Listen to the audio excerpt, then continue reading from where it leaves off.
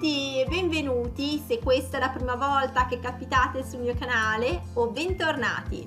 In questa lezione parleremo di attenzione in italiano e vedremo tutti i modi in cui possiamo chiedere a qualcuno di fare attenzione e altre espressioni poi correlate. Vi ricordo che potete regolare la velocità del video se parlo troppo lentamente o se parlo troppo velocemente, premendo sulle impostazioni in basso a destra, sulla rotellina, e oltre a sottotitoli in italiano, ho preparato anche sottotitoli in inglese, francese, spagnolo e russo se ne avete bisogno. Intanto quando sproniamo qualcuno, quando chiediamo a una persona di fare attenzione, utilizziamo in generale l'espressione stare attento, stare attenti, ok? Adesso vediamo ovviamente se ci riferiamo a una persona al singolare oppure a un gruppo di persone. E lo utilizziamo in generale alla forma dell'imperativo, proprio perché diamo un ordine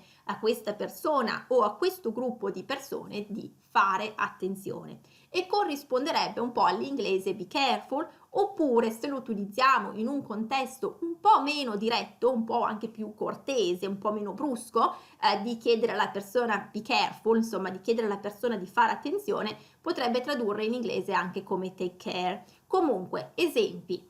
Sta attento a non cadere, ok? Quindi questo equivale semplicemente al dire fa attenzione a non cadere. Oppure, quindi questo per una persona singola, se ci riferiamo a un gruppo ovviamente diciamo state, quindi state attenti a non cadere, oppure state attenti quando arrivate in centro città perché girano diversi borseggiatori, ok? Quindi utilizziamo il verbo stare, mentre se invece utilizziamo l'espressione essere attenti, allora qui equivale all'inglese pay attention, quindi prestare attenzione. Quindi abbiamo stare attenti è fare attenzione e essere attenti invece è prestare attenzione, quindi è un po', insomma, un po' diverso, ecco. Possiamo dire, per esempio, sii un po' attento, insomma, ok? Quindi presta attenzione. Vuoi prestare attenzione quando parlo, ok? Quindi stare attento vuol dire fare attenzione e fare attenzione vuol dire assumere un atteggiamento concentrato in circostanze pericolose o anche impegnative, ok? Del tipo non cadere, non sbattere la testa contro il muro, d'accordo? Quindi questo tipo di contesti. Se invece diciamo essere attento come equivalente di prestare attenzione può essere verso qualcuno e in quel caso vuol dire dare retta, ascoltare attentamente qualcuno, del tipo presta attenzione quando parlo, oppure quando appunto spiego qualcosa, ecco, magari in classe, ecco, questa viene utilizzato molto per esempio dagli insegnanti, prestate attenzione, ok? Quindi sì, siate, ok? Attenti. Quindi questo quando prestiamo attenzione a qualcuno, oppure anche prestare attenzione a qualcosa, e in quel caso è proprio l'atto di rivolgere e applicare la nostra mente, i sensi, verso qualcosa, d'accordo? Quindi prestare attenzione per esempio all'utilizzo del verbo avere, ok? Se però il pay attention in realtà in inglese, prestare attenzione in italiano non hanno in realtà la stessa connotazione, perché pay attention sì, hanno lo stesso significato, ma pay attention è un pochino più perentorio, un po' più brusco, ok? Quando più vogliamo rimproverare, cazziare qualcuno per non ascoltarci, perché magari quando stiamo spiegando qualcosa o stiamo parlando di qualcosa di importante, questa persona è sul cellulare oppure fa altro, guarda fuori dalla finestra, e quindi diciamo in inglese diciamo pay attention, è molto brusco e molto perentorio, ok? Siamo un po' anche incavolati che questa persona non ci stia ascoltando. Se però diciamo prestare attenzione, presta attenzione per favore, così in realtà il prestare attenzione è anche più cordiale, anche se siamo magari incavolati che questa persona non ci sta ascoltando, prestare attenzione o essere attenti in realtà è un po' più cortese, non ha quell'accezione di, insomma, brusco, ecco, di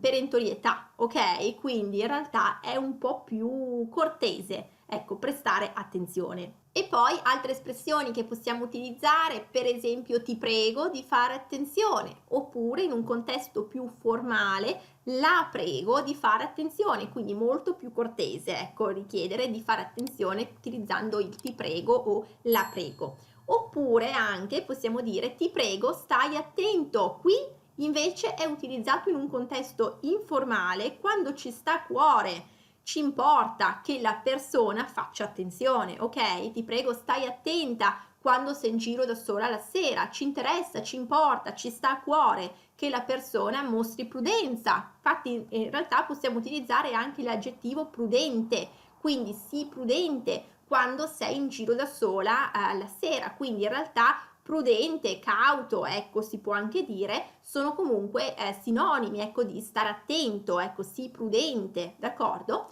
E possiamo dire anche stare in guardia. Stare in guardia però è qui, come dire, è più un assumere, un atteggiamento di difesa quasi, è di vigile attesa, d'accordo? Quindi per esempio bisogna stare in guardia da certe persone perché sono pronte a tradirci quando non te lo aspetti, d'accordo? Ed è sinonimo qui di guardarsi da. Guardarsi da è un po' più informale rispetto di restare in guardia, ok? Quindi difendersi da qualcuno, essere proprio in vigile attesa e anche difesa rispetto a una situazione o rispetto a qualcuno. Possiamo dire, per esempio, guardati bene dalle persone che ti promettono di guadagnare i soldi senza fare fatica, d'accordo? Quindi stare in guardia e guardarsi da qualcosa o da qualcuno, ok? E poi le ultime due espressioni per oggi sono attenzione, utilizzato da solo, semplicemente attenzione, ok? E poi come esclamazione, quindi, e poi occhio. Occhio, che è in un registro molto informale, utilizzato in un registro molto informale, e corrisponderebbe un po' all'inglese eyes open in realtà, ok? Watch out, quindi in contesto informale. Per esempio possiamo dire occhio al marciapiede quando parcheggi, proprio perché in realtà dobbiamo utilizzare i nostri occhi quando effettuiamo la manovra, giusto? E quindi utilizziamo l'espressione appunto occhio. E niente, allora questo è tutto per la nostra lezione di oggi. Fatemi sapere com'è andata, fatemi sapere se vi è tutto chiaro e spero che inizierete poi a utilizzare queste espressioni anche nel contesto giusto e anche specialmente quel stare attento, essere attento, abbiate capito anche la differenza tra le due espressioni. E se il video vi è piaciuto mettete un like così che mi aiutate a spargere la voce e a raggiungere più persone con questo contenuto e considerate iscrivervi al canale ed attivare la campanella delle notifiche per non perdere nessun nuovo episodio. Allora vi auguro una buona giornata, un buon proseguimento, continuate a seguirmi e alla prossima. Ciao ciao!